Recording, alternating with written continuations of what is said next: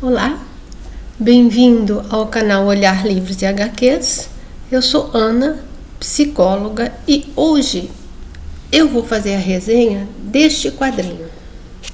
Vocês conseguem ver? Dá uma recuada, porque ele é um pouquinho grande. Chama IE. É do Guilherme Petreca, um brasileiro, da editora Veneta. Bom, é a história de um jovem em busca de si mesmo. Uma jornada repleta de percalços e de acontecimentos que poderiam desvirtuá-lo do caminho a percorrer em busca da sua verdadeira identidade.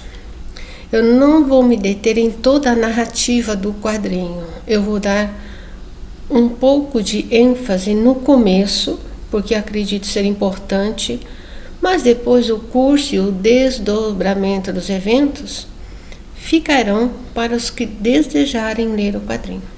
A história, ela tem um desenrolar muito bom, que para mim ela pode ser entendida como um manual, um instrumento ao qual podemos ir nos identificando, percebendo, clarificando e refletindo com o processo de autodescoberta ao qual vai acontecendo com o protagonista IE.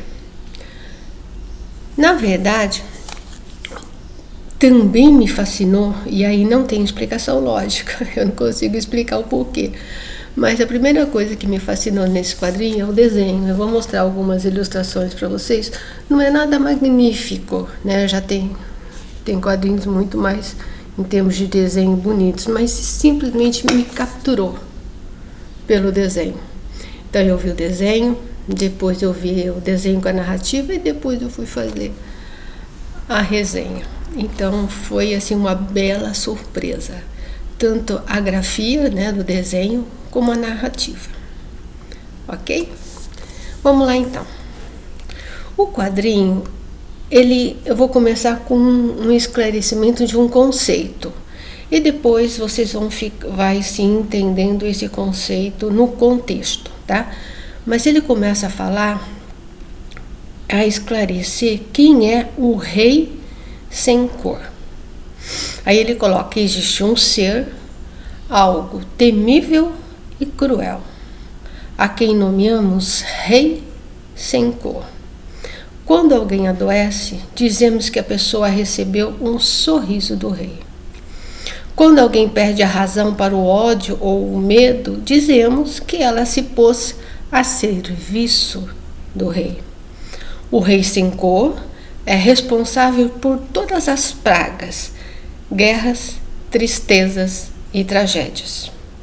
É como uma tinta negra que mancha qualquer superfície, que sobrepõe sua cor sobre qualquer outra. O rei sem cor existe em todos nós, adormecido. Todos podemos ser um rei sem cor.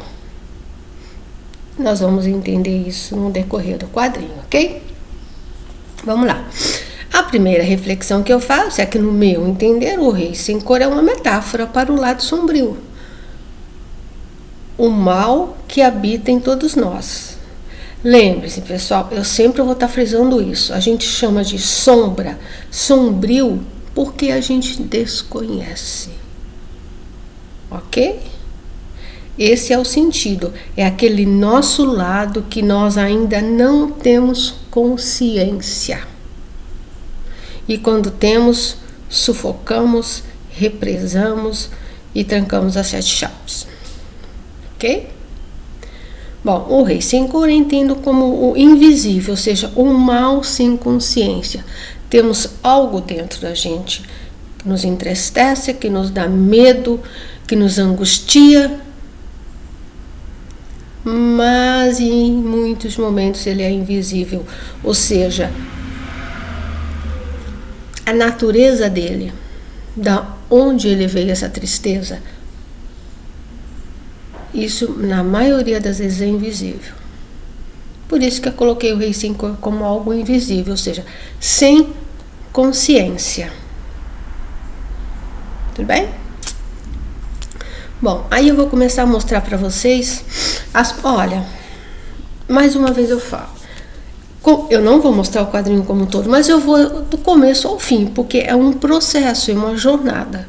Então, assim, spoiler do começo ao fim, ok?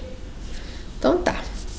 Bom, quando Ye diz, essa história é sobre como o rei sem cor deixou sua marca em mim, ele quer dizer que, no meu entender, o rei sem cor é a personificação de emoções que foram originadas por experiências numa situação de guerra, a qual o reprimiu, repressou no seu inconsciente. Então, a situação de guerra, eles falam, não mostra essa guerra, tá? Essa é depois da guerra. Então, essa guerra originou nele medo, angústia, tristeza, mas ele abafou. E agora ele vai olhar, ok? Um mal que pode ter sido instalado durante a guerra ao qual todo o povoado foi submetido, tá? Bom, e ele recebe um chamado. Então, no processo de autodescoberta, existe o momento do chamado, ok? Esse momento do chamado eu vou mostrar para vocês, que é em termos da dinâmica psíquica, é quando existe o início, o despertar da consciência de que algo existe nele. E ele precisa descobrir a sua natureza para poder alquimizá-lo, para poder transformá-lo. Esse é o chamado que a gente fala na psicologia junguiana. Algo que acontece com a pessoa acaba despertando ela daquele adormecimento, acaba despertando o observador para dentro. E aí, ela vai ter uma jornada para descobrir o que é que tem dentro dela e que ela ainda não percebe. Bom, como acontece o chamado Puie? E aí, agora eu vou mostrar para vocês as imagens, tá?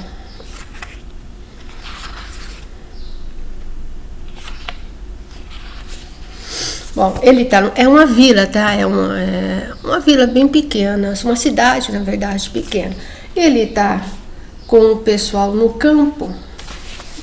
Eu vou mostrar essas imagens e depois eu vou ler, tá? De repente aparece um avião no céu. E ó, que jogam, a gente percebe assim, no primeiro momento que é uma bomba. Mas eu vou ler para vocês verem a contextualização, tá? É um antigo avião de guerra. Devem ser sobreviventes da Guerra das Cores. Alguns soldados da frota do Rei Sem Cor ainda vagam por aí, espalhando doenças, destruindo vilas pelo simples prazer de criarem um caos por onde passam. São seres tão terríveis que se esqueceram da sua forma humana. Se transformaram em seres quase tão horrendos quanto o próprio rei. E o moço fala, olhem, são demônios. Alguma coisa saiu do avião, vai cair. Que é quando eles veem esse objeto. No primeiro momento, né, o pessoal pensa que é uma bomba. Mas a hora que esse objeto ali vai se desenrolando, ó, até que ele toma a forma de um corvo. E quem é atingido é o Ye. O Ye é esse rapazinho aqui do meio. Ó, a expressão dele. É como se ele tivesse sido atingido por algo. Né? Ele sente algo. E aí as pessoas falam, Ye, olha, aquela coisa pousou na sua casa. Ye, o que foi? E aí ele sai correndo e acaba perdendo os sentidos.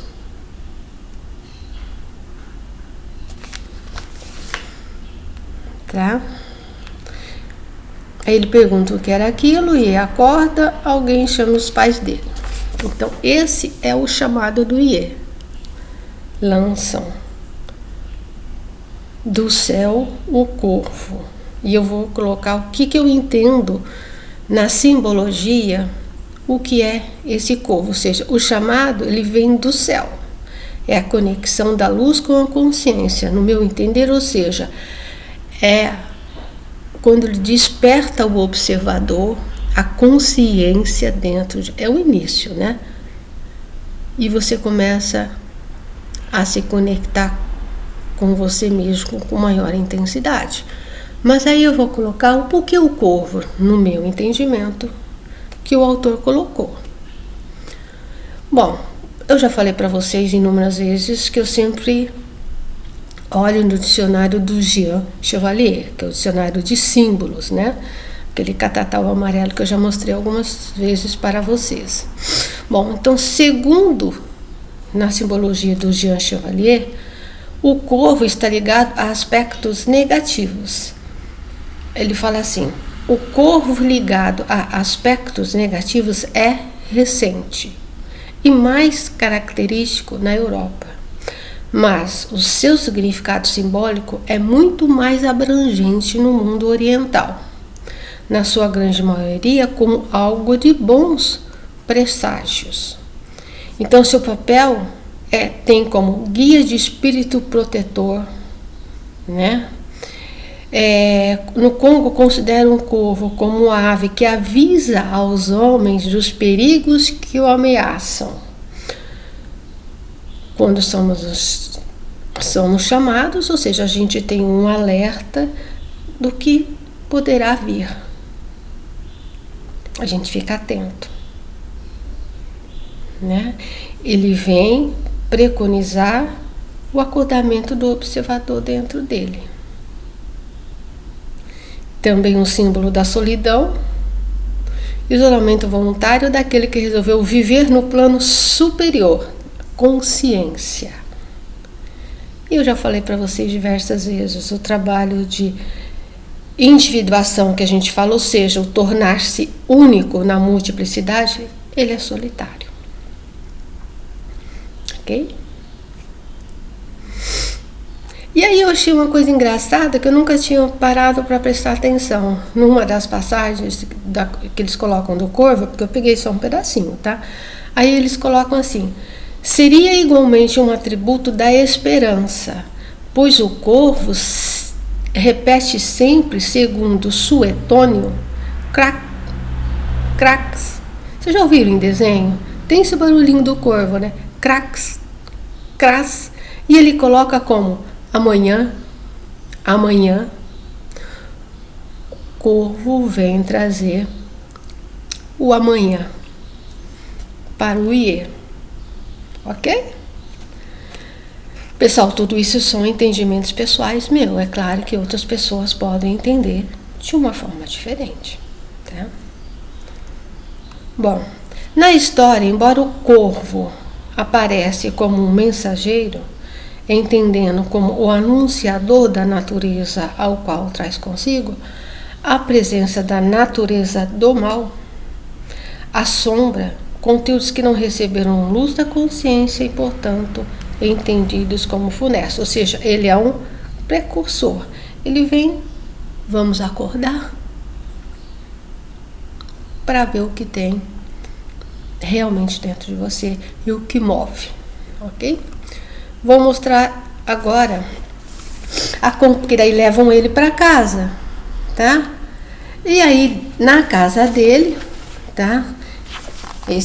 Ele tá aqui, ó, na casa dele. Os pais estão conversando com ele, né? Ele desmaiou, ele acorda meio desorientado, ele não se lembra muito o que aconteceu, e ó, a conversa dos pais que eu achei, bom, é tudo interessante.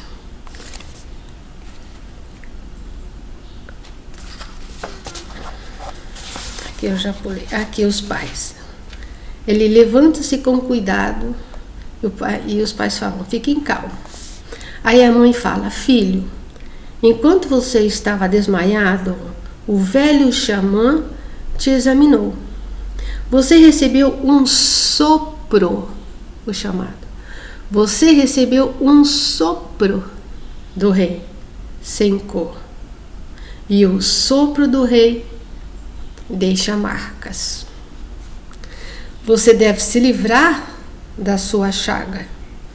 é uma marca invisível espiritual. Ele nos diz que só você pode encontrar a cura. Está além dos conhecimentos do velho xamã e de qualquer curandeiro das vilas vizinhas. Só uma pessoa pode te auxiliar na busca da cura. Ela também já recebeu o sopro do rei. Espera aí, tem um cabelinho entrando no meu olho. Vamos por partes, porque essas falas deles eu achei muito interessante. Quando ela fala sobre o sopro do rei, no meu entender, que lhe deixa marcas, né, significa que são emoções deflagradas durante a guerra. Quando ele passou pela guerra, ele desenvolveu emoções, pensamentos, e que precisam ser alquimizadas, transformadas, primeiro conscientizadas, né? E depois passar por um processo de transformação, pois são naturezas vivas que ficam circulando no psiquismo. Só você pode encontrar a cura. O trabalho de individuação, o tornar-se único, de autoconhecimento, de autodescoberta, ela é solitário e não aceita substituto. E está além dos conhecimentos dos velhos. Essa fala, ao meu entender, reflete a verdade que a busca de si mesmo não acontece por meio de fantasias, magias. Está dentro dele. E sim pelo trabalho árduo de percepção, esclarecimento e reflexão. É o que ele está sentindo aqui e agora, não é no passado, não é na história. É claro que ele é um desdobramento da história, mas a reflexão tem que ser no presente. Quando diz só, vamos colocar aqui como uma feiticeira, né? Porque ela passou pela experiência, é que só quem passou pelo processo ou está passando pelo processo de autodescoberta é que pode realmente entender e auxiliar nesse processo. Então aqui vem a grande questão. Psicólogos que não se trabalham, psicólogos que não estão envolvidos no seu projeto, no seu objetivo de autodescoberta, dificilmente ele vai conseguir ser fidedigno, ele vai conseguir realmente auxiliar a pessoa que está em processo. Nenhum de nós está acabado, nenhum psicólogo, eu fiz, 5 anos eu estou pronto. Não, ninguém está pronto nunca. A questão é, você se trabalha? Você está constantemente buscando conexão com você mesmo, de quem você verdadeiramente é? Então você está apto para auxiliar quem está no caminho. Ok? Bom, e aí a mãe dá um folheto para ele, né? Que é, aí vamos dizer assim, um direcionamento da jornada dele. Que ele vai ter que procurar chamam de bruxa velha ou a Miranda, a curandeira. Então, esse folheto vai acompanhar ele o tempo todo, porque tem um detalhe que eu ainda não falei, tá? Mas o IE, tá? Ele não, a única palavra, você vê, ele já é um jovem, né? Não é, jovem adulto. Ele não fala, mas não explica no quadrinho se ele nunca falou. A questão é que ele só fala IE, por isso que chamam ele de IE. Ou seja, tudo que perguntam a ele fala IE. Agora, não é explicado no quadrinho se ele é assim desde que nasceu ou se isso foi depois da guerra. O fato é que hoje, nesse momento do quadrinho, a única palavra a tudo é IE. Então, por isso que a mãe dá esse folheto, porque as pessoas, vai mostrar o folheto para as pessoas e não vai conseguir balbuciar realmente o que ele quer. Então, o folheto vai ajudar a direcionar, porque ele vai em busca agora, é a jornada dele em busca da Miranda. Tá? Entendido? Então vamos lá. Então, ó, antes, e aí como que eu vejo esse folheto, né? Antes de realmente entrar em contato com o lado sombrio, se prepare. O cartaz é tipo de um instrumento, né? Um direcionamento, ou seja, é uma metáfora para antes de conquistar, antes de você entrar na jornada, você tem que ter instrumentos. Não se entra num trabalho profundo de autoconhecimento sem ter havido um preparo antes, psicológico, tá? E também tem uma pena. A mãe também dá a ele uma pena, que é a pena aqui, ó. Deixa eu colocar. A mãe fala assim: leve este cartaz como você, ajudará a encontrá-la. O pai: você precisa estar em equilíbrio. Deve aprender a controlar o medo e a raiva quando vierem. Não permita que o rei te domine, que o mal te domine. Aquele corvo que pousou aqui deixou uma pena cair. Guarde-a com você. O rei odeia perder qualquer coisa. Pode ser uma boa barganha.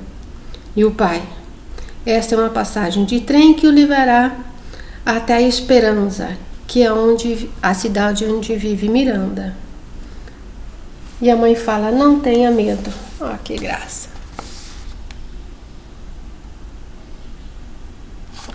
Né? E é isso, ele vai em busca da jornada dele. Né? Aqui, ó, ele está se despedindo dos pais. Esse coloridinho é porque eu colori, tá? De vez em quando eu gosto de colorir os quadrinhos em preto e branco. Então, a pena é um lembrete, é uma voz interior para não deixar-se desviar do caminho. Lembra do grilo falante do Pinóquio? Para mim, essa pena lá tem o mesmo objetivo. Toda vez que ele olha para a pena, ele se lembra do seu objetivo. É uma forma de não desvirtuar do caminho. E ele parte em busca da jornada dele. Logo, quando ele sai, ele vai encontrar mágicos. Primeiro ele vê um mais fraquinho, depois ele vê um que realmente o deixa nessa magia.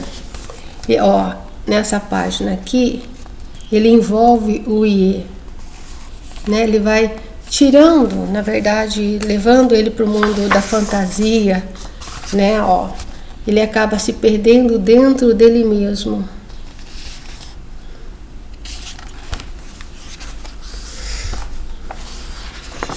Ó, é como se ele adormecesse por uns momentos, ele perdesse a consciência diante da magia que o homem fez para ele, né? Mas olha aqui nessa página, o crá, o corvo o acompanha para que ele saia, ó, ele saia dessa ilusão, dessa fantasia que o mágico colocou ele, tá? Então, é aquela coisa assim, no início do caminho você não tem muito, você ainda não tem um discernimento, né? Você ainda não sabe qual que é realmente o caminho que você vai trilhar, que você vai em busca. Então, assim, o mágico é uma forma de nos mostrar que tem muitas distrações ligadas a fantasias e ilusões. E que ele não pode ficar perdido nisso. Corromper o trajeto. E essa cena, mais uma vez, me lembrou o Pinóquio quando ele se perde naquele fantoche, naquele teatro, ele fica fascinado e ele esquece o caminho dele que é ir para a escola. É uma similaridade, tá? Logo quando ele desperta, eu vou mostrar para vocês. Ó, ele desperta, né? Aí ele vê que ele sai daquela inconsciência, ele volta para a realidade, né? E passa velozmente por ele o trem, que é o trem que ele devia pegar para ir para essa cidade. e ele perde o trem. Qual que é o significado dessa perca do trem? No meu entendimento, tá? Perder o trem porque não é... O trem, ele é muito veloz. Ele iria chegar nessa cidade assim, no vapt-vupt, e ele precisa fazer a jornada dele. E a jornada é uma jornada, ou seja, ela é aos poucos, a gente vai aos poucos se aproximando daquilo que a gente soterrou há muito tempo. Porque se a gente soterrou, porque a gente não queria olhar. E você não vai olhar de supetão, porque senão a consciência, ela bagunça, você se perde. Então, assim, não era para ele ir para o trem mesmo. Ele tem que ter esse caminho com calma, lucidez e responsabilidade. E não chegar de avião, não chegar de trem. Ele tem que percorrer e a consciência dele cada vez mais ir despertando nessa trajeto. Tá? A gente não consegue esse processo de um dia para o outro. Isso é irreal. Tá? Os obstáculos que encontra no caminho, eu vou colocar. Aí ele encontra, aí ele começa a caminhar.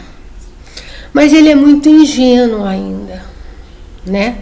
E ele é ludibriado por um pirata. Que como ele perdeu o trem, agora ele quer ir pela água. A água, a gente sempre entende, principalmente se você estiver na superfície, você está no limiar entre a consciência e o inconsciente. Ele vai de barquinho, mas de barquinho a remo, tá? Não é a motor, não. Então, ou seja, ele começa a entrar realmente no reino da inconsciência, mas ele está no barco, ele está protegido, ele não vai nadando. Tá? Mas a forma dele ir é uma amostra da ingenuidade do IE, porque o cara fala que vai levar ele nesse barquinho até a Esperança, que é a cidade, só que esse cara é um pirata. Vamos ver o que é pirata? Eu acho interessante. Não tem no dicionário o que é pirata, tá? Mas a gente pode, assim, aludir pirata como larápio, ladrão, tratante, esperto, né? A gente pode pegar aí por essa simbologia. Ou seja, é um contraponto. Nesse início da jornada, o IE, uma ingenuidade muito grande e uma esperteza muito grande, o pirata. Você vê, ele tem que achar o meio termo, nem ser totalmente ingênuo e também nem ser um espertalhão, mas ele tem que encontrar uma síntese, ele tem que estar alerta. Um contraponto neste momento é ingênuo sendo ludibriado pelo esperto. Algo a se desenvolver dentro dele. A esperteza, mas no sentido de estar atento, não na malandragem, de observar e perceber o todo, de ampliar a visão dele. Não somos nem só ingênuos ou só espertos, mas ele tem que fazer o terceiro fator. Tese, antitese e síntese. Esse é o início do processo dele, tendo o observador sempre alerta para os perigos que rondam todos nós. Então, a travessia pela água, que geralmente associamos ao encontro do subconsciente, né, mais ali no limiar, a linha entre a consciência e vamos colocar o subconsciente, porque ele não mergulha, né? É aquela coisa assim que fica no ouvido dele, que ele intui, que ele sente. Então, ele está começando a ser esse processo que ele sai totalmente só da razão, só da racionalidade, e ele vai começando a entrar nas coisas mais intuitivas, mais perceptivas dele mesmo e ao redor dele. O barco, né, que pode significar que é um contato ainda, porque ele, lembre-se, é o início da jornada. Ele ainda não está preparado para se deparar com as suas verdades, com o seu lado sombrio. É só o início, por isso a proteção do barco, ok? Vamos lá. Deixa eu mostrar para vocês, né? O barco, quando ele encontra... Aqui, ó. Né? Quando ele encontra o cara, ele tá no mar. Só que ele mostra, né, pro cara, porque como ele não fala, ele mostra tal, aquele folheto, mas o cara não tá nem interessado, né? O cara, ele desesperadamente tenta explicar pro cara que ele quer ir, né, para esse lugar, que ele quer achar Miranda. O cara não tá nem aí com ele. O cara, olha aqui, para onde ele vai, ao tamanho do navio. Esse cara, ele captura as pessoas para serem escravos nesse barco. Eu não vou ficar mostrando, tem um desenrolar aqui no barco, tá? E eu não vou ficar mostrando isso. Ele chega nesse barco, aí ele vê realmente que ele, né, se ferrou. E aí colocam ele, porque como ele também não vai servir muito ali em cima, porque ele não entende nada, jogam ele no porão. No porão, lembre-se, o porão onde a gente fala, né, as coisas sombrias estão guardadas no porão. O porão, nos filmes, ele é sempre, né, o perigo.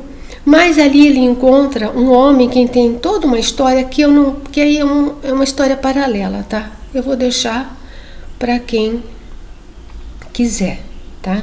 Mas ó, no porão, estar no porão, vou mostrar para vocês aqui, ó. Aqui ele tá, ó, ajudando o cara a descascar a batata, tá? No porão ali. O cara tá ali, porque é um cozinheiro, né? E eles estão ali, ó. Aqui, ó, ele está sentado com o cara ali. Então, estar no porão geralmente significa psicologicamente estar em contato com conteúdos sombrios.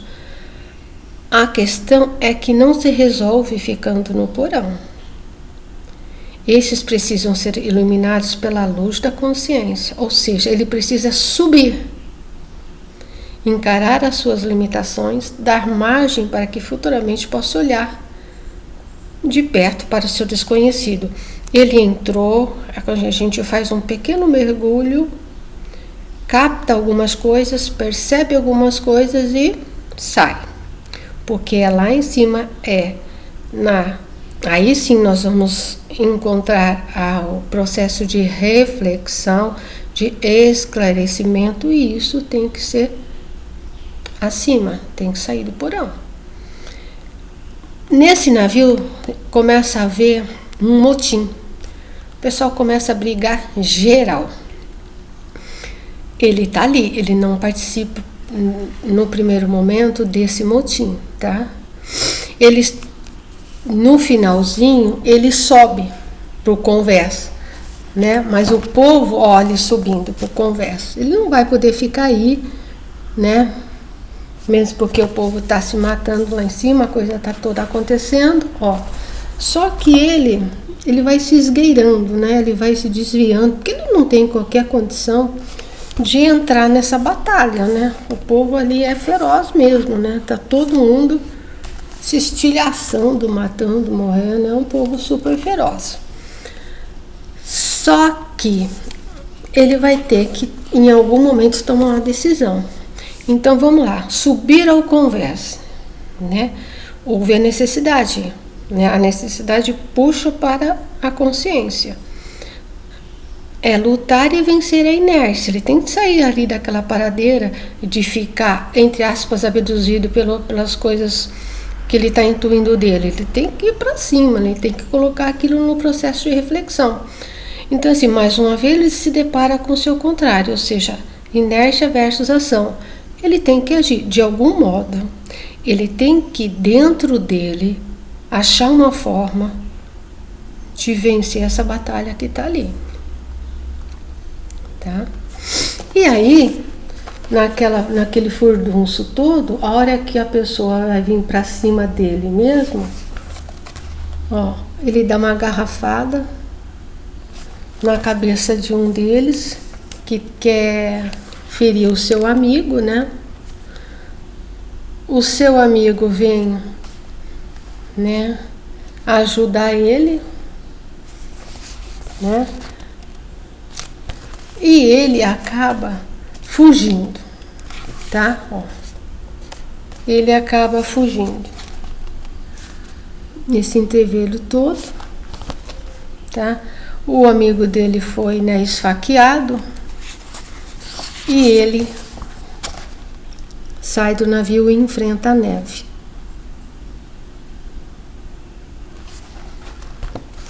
Tá? Nessa neve, ele vai ser resgatado por um palhaço.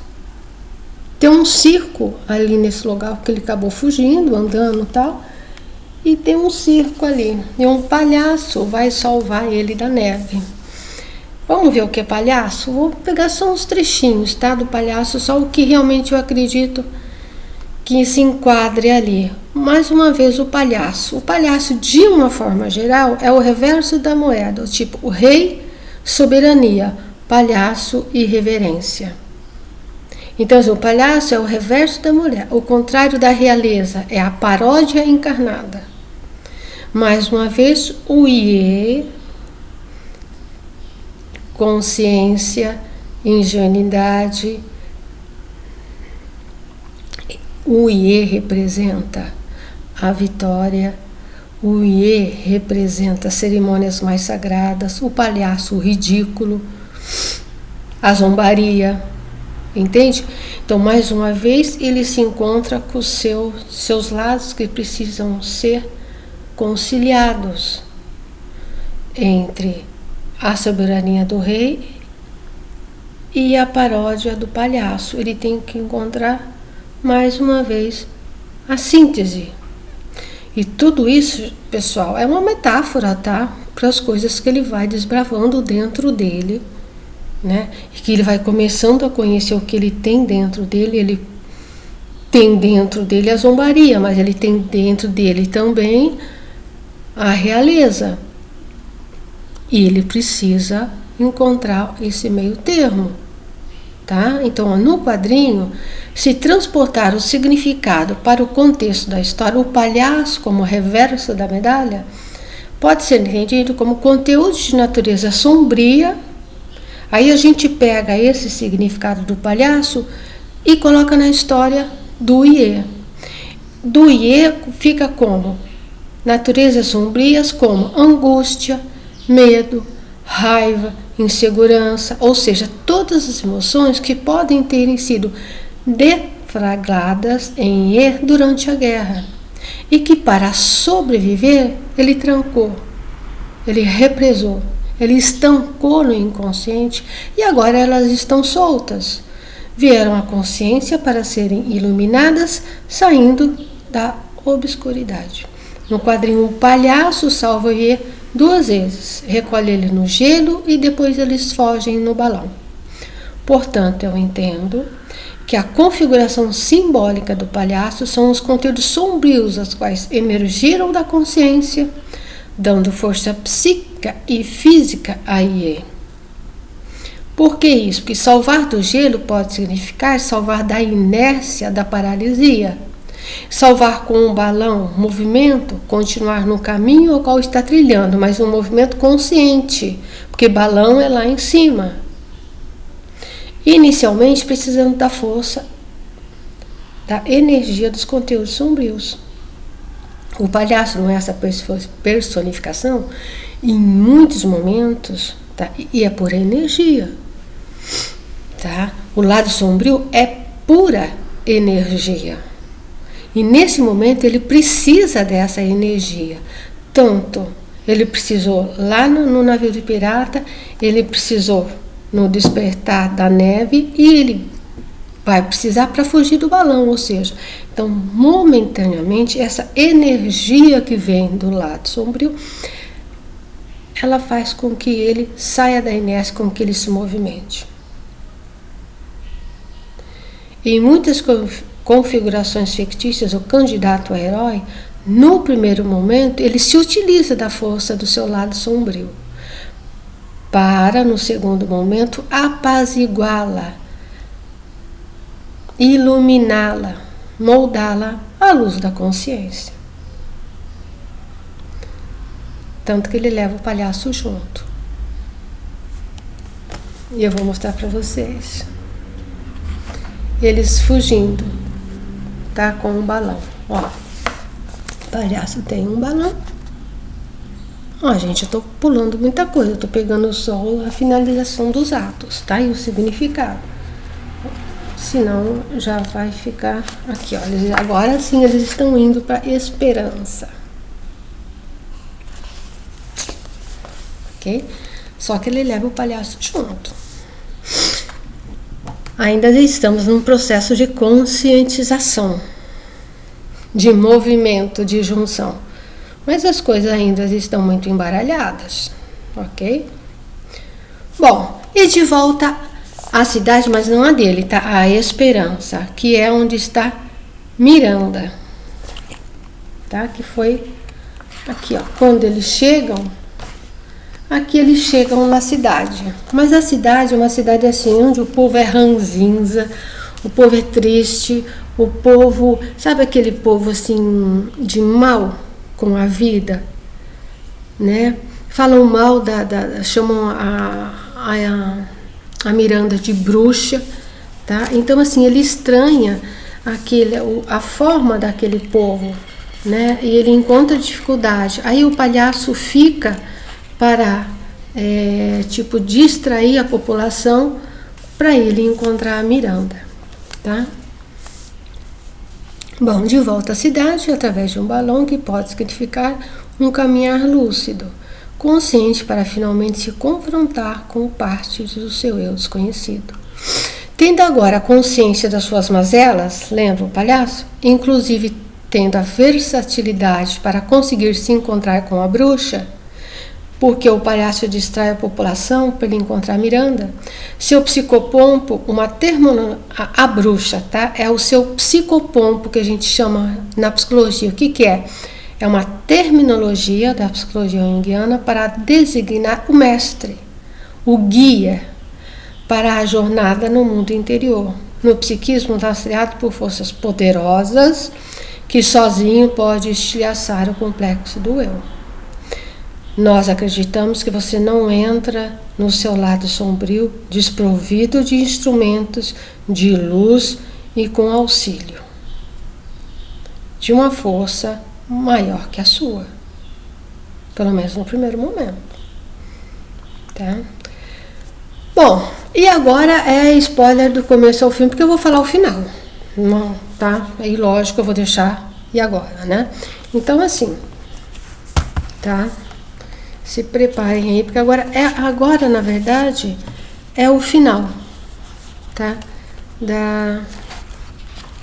Da história. Ele se encontra, né? Existem algumas, mas eu vou colocar só as coisas principais aqui, que é quando ele encontra a Miranda, tá? Bom, aí quando ela vê ele, ela fala assim: foi a guerra que os deixou assim. Em relação àquela população crua, agorenta, triste, ela fala assim: foi a guerra que os deixou assim. Antes gostavam de mim, vinham à minha casa, pediam conselhos, curas e eu cuidava deles.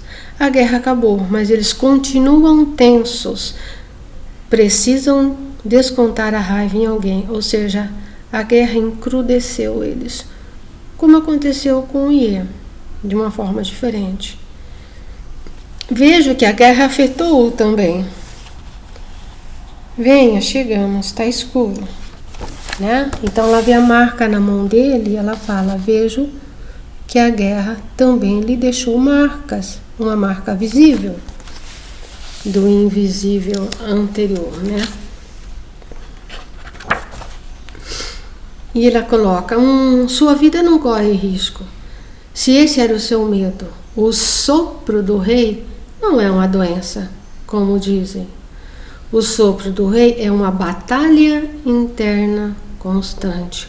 O mal é uma batalha interna constante. O rei nos assombra e nos quer debaixo de suas asas. Devemos tomar o controle e ter autonomia sobre nossos atos, medos e vontades. O medo nunca vai embora. A raiva nunca vai embora, mas eles podem ser controlados, moldados, e se tornarem grandes forças. Você não é mudo, você não tem coragem de falar. O medo, a raiva, a mudez, isso é o sopro do rei. Então dá para a gente entender que ele pode ter ficado mudo no momento da guerra. Então você não é mudo, você só não tem coragem de falar. Ele não tinha coragem de olhar para dentro dele mesmo e ver o que a guerra originou dentro dele. O medo, a raiva, a mudez, isso é o sopro do rei. O rei está te testando em seus pesadelos e colocando empecilhos em seu caminho. Se quer se livrar da chaga do rei, deixe de ser medroso. Enfrente-o.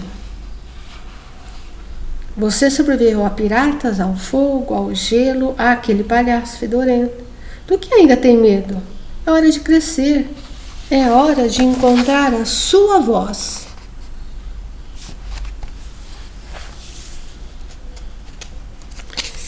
E só um adentro, tá? Aqui a bruxa, eu coloquei ela como uma personificação do feminino positivo.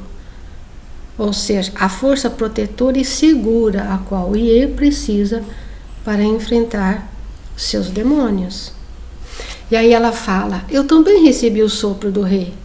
Para as bruxas é mais difícil viver sem a sombra dele, porque elas têm que fazer uma conexão do bem e do mal. Eu aprendi a controlar, mas eu carrego uma mancha, uma lembrança cravada na pele. Entende? Ela sobreviveu ao mal, mas ela não matou o mal. É como eu sempre digo para vocês várias vezes. Todas as naturezas psíquicas não morrem.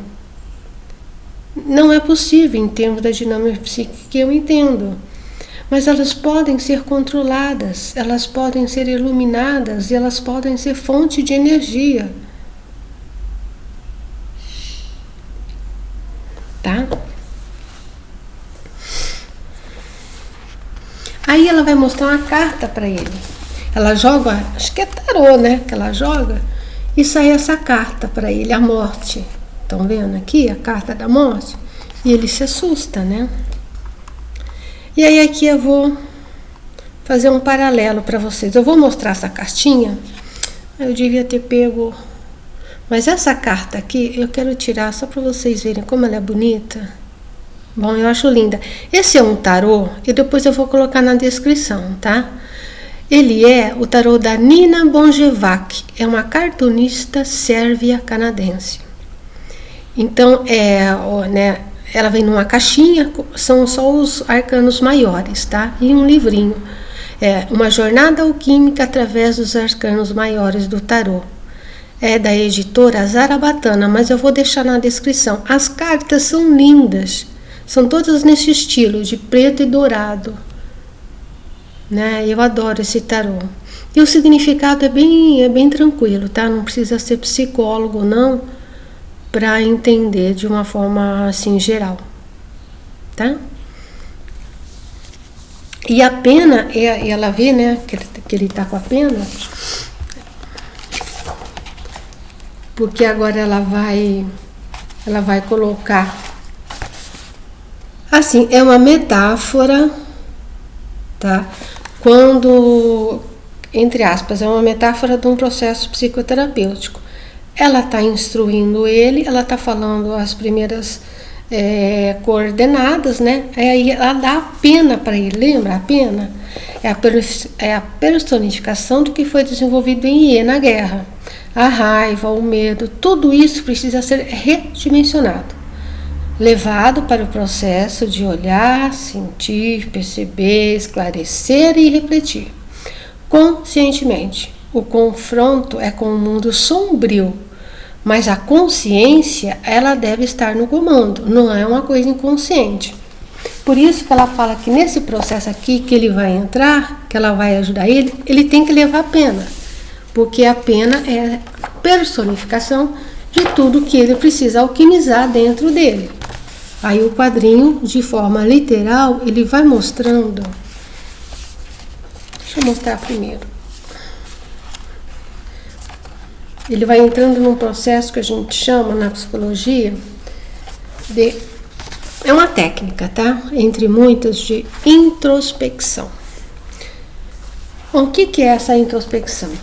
Você, no consultório, com o psicoterapeuta ao qual você confia, ela vai te ajudar a fazer um silêncio, a gente fala silêncio de mente, e você vai ficar observando, você fecha os olhos, foca num ponto, às vezes você quer focar uma palavra e você só fica naquela palavra, ou às vezes é o silêncio mesmo.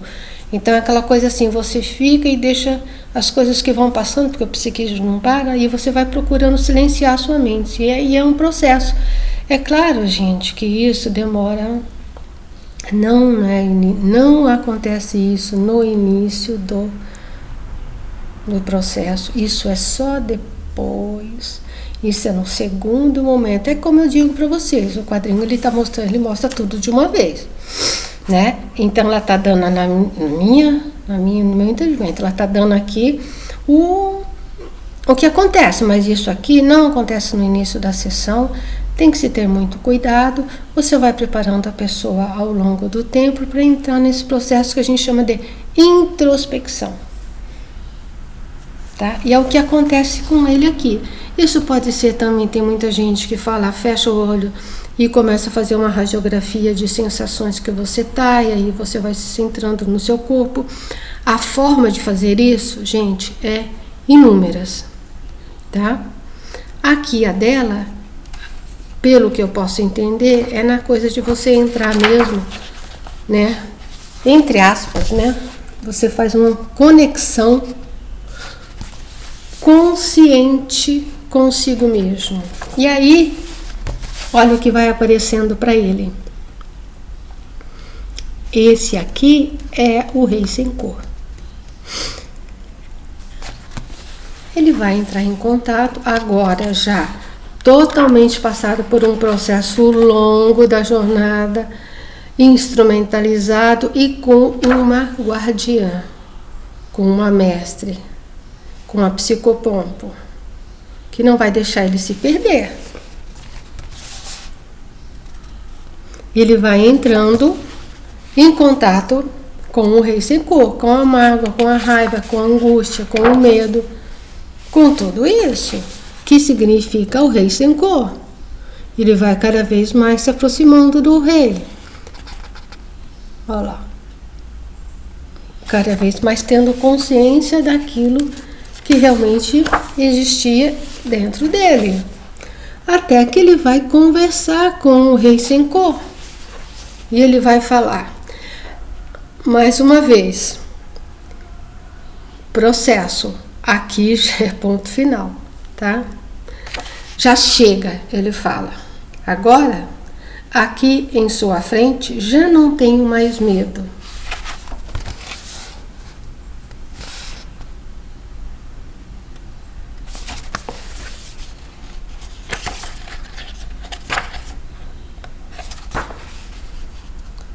E ele entrega a pena para o rei. Isso é seu. Olha que maravilha, né?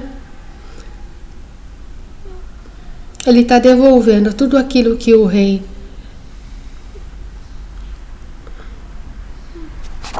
representa, o ódio, tudo aquilo, ele devolve para o rei. Isso não me pertence. Esse é o finalzinho do processo de longo tempo, né? Aí, ó.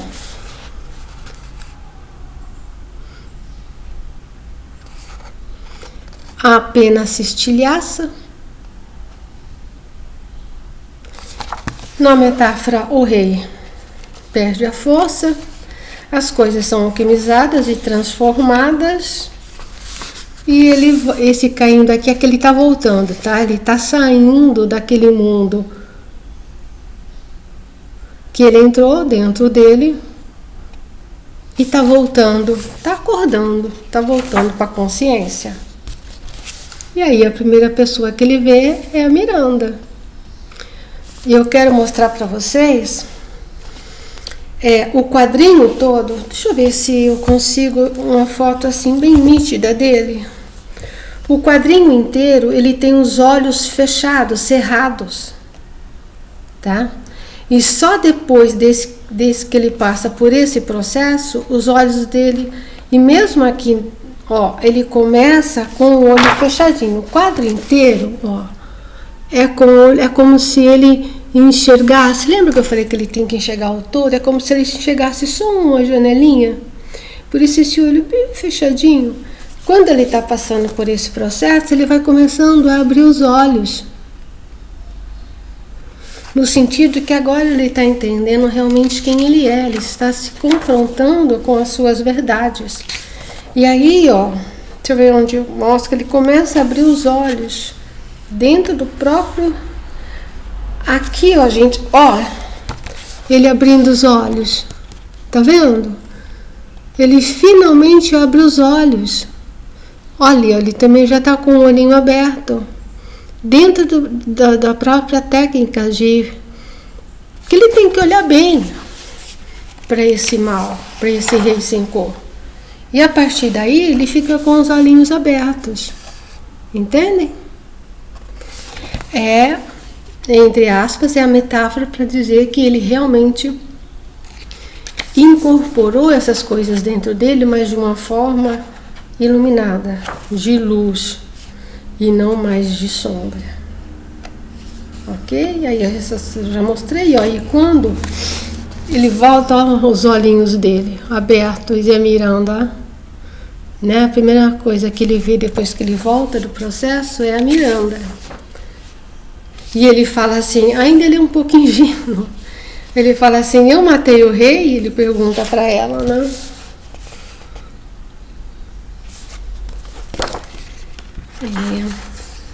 Não dá não. E ela fala assim para ele,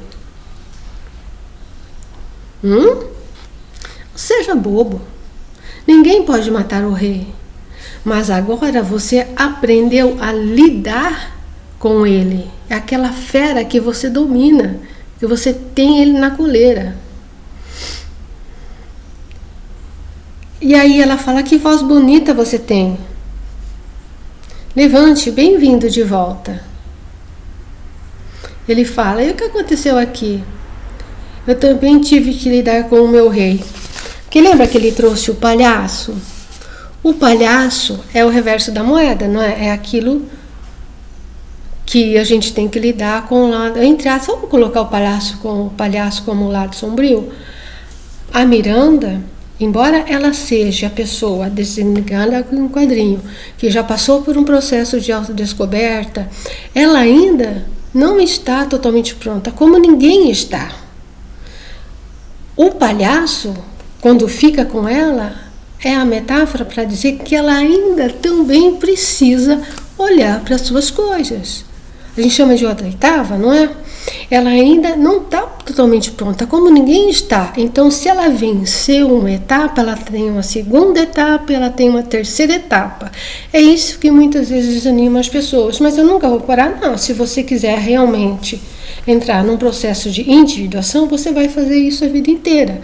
Porque o nosso psiquismo, ele não para, ele não estagna. As nossas emoções, elas estão sempre vivas. A raiva, o medo, a angústia, a incerteza, tudo isso pode diminuir com intensidade. Isso pode não nos aprisionar, não nos fazermos escolhas perante essas coisas, mas elas vão sempre existir. É o que ela está dizendo aqui. Ela passou por um processo, mas esse processo é contínuo. É para todo sempre. Amém. Como para ele. Ele só está no início. A partir de agora, ele está preparado para continuar se descobrindo e lidando com todas aquelas emoções que até então ele tinha repressado.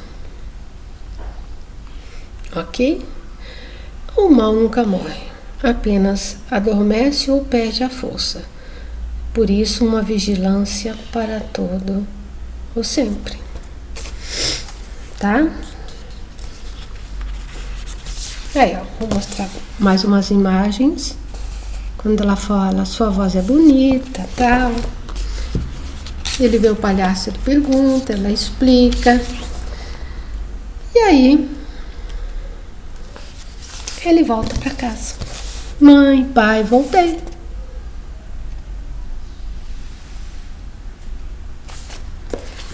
Fim dessa jornada, né?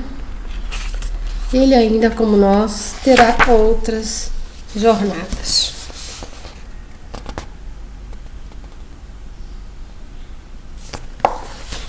Preciso falar alguma coisa aqui mais diferente.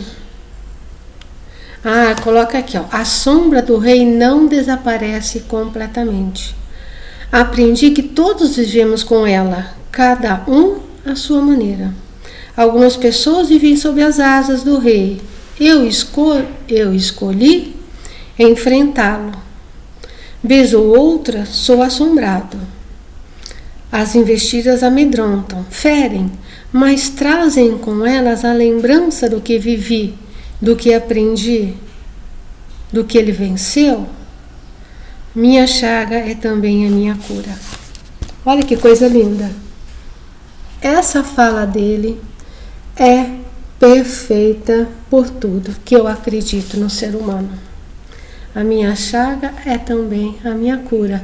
As minhas dores também são a minha cura. Eu só preciso olhá-las, mas não de qualquer jeito. Como vocês viram aqui, não foi de qualquer jeito que ele olhou para as chagas dele.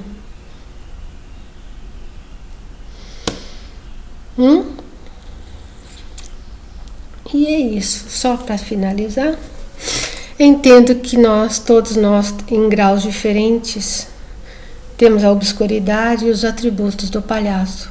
A bruxa só conseguiu auxiliar no processo porque também estava no processo. Também tinha suas mazelas a serem ressignificadas. Todos nós temos. A grande questão é nos permitirmos olhá-los de perto, reconhecê-los como nós, e trabalhar para serem iluminados, transformados no seu reverso, do rei de luz sem cor, do rei de luz, do rei sem cor.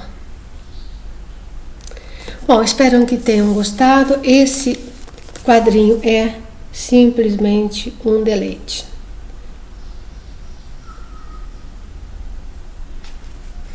Para quem tiver interesse em entender um pouquinho mais o que é o processo, o início do processo de autodescoberta, isso aqui é um belo manual, é um belo instrumento. Realmente, o Guilherme Petreca deve entender muito de psicologia, principalmente de psicologia junguiana. Ok? Eu agradeço, por favor, se inscrevam, quem não se inscreveu ainda, deixe um like e nos vemos no próximo olhar.